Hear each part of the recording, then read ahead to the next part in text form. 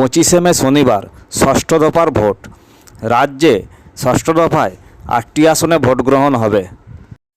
আসনগুলি হলো ঘাটাল, যেখানে হিরণ বনাম দেব; তমলুক, যেখানে জাস্টিস অভিজিৎ গঙ্গোপাধ্যায় বনাম দেবাংশুর লড়াই; মেদিনীপুর, যেখানে অগ্নিমিত্রা পাল বনাম জুন মালিয়া; এরপর কাঁথি, যেখানে সৌমেন্দু অধিকারী বনাম টিএমসির উত্তম বারিক; এরপর ঝাড়গ্রাম, যেখানে বিজেপির প্রণত টুডু বনাম টিএমসির কালীপদ সরেন; বিষ্ণুপুরে সৌমিত্র খাঁ বনাম সুজাতা মণ্ডল; বাঁকুড়ায় বিজেপির ডক্টর সুভাষ সরকার আর টিএমসির অরুণ চক্রবর্তী; পুরুলিয়ায় বিজেপির জ্যোতির্ময় সিং মাহাতো বনাম টিএমসির শান্তিরাম মাহাতো।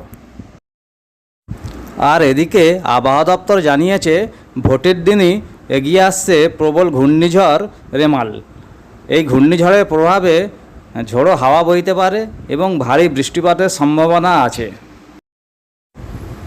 দক্ষিণবঙ্গের 6টি জেলাতেই সতর্কতা জারি করা হয়েছে। জেলা শাসকদের কন্ট্রোল রুম খোলার জন্য নির্দেশ দেওয়া হয়েছে। নির্বাচন কমিশন বিশেষ সতর্কতা অবলম্বন করছে। বুথ কেন্দ্রগুলিতে থাকছে এমার্জেন্সি লাইট এবং অতিরিক্ত